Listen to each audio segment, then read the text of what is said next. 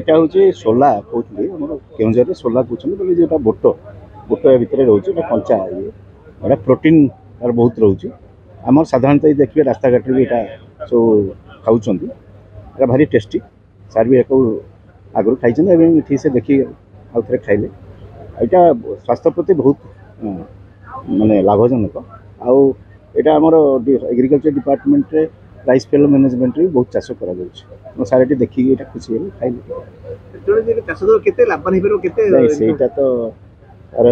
actual rate agriculture department कही ना ये आसतु धान अपेक्षा ये जो अणधान जिनस चाष जी होती बहुत लाभ होता बहुत प्रोटीन जिनस धानटा कार्बोहाइड्रेट हो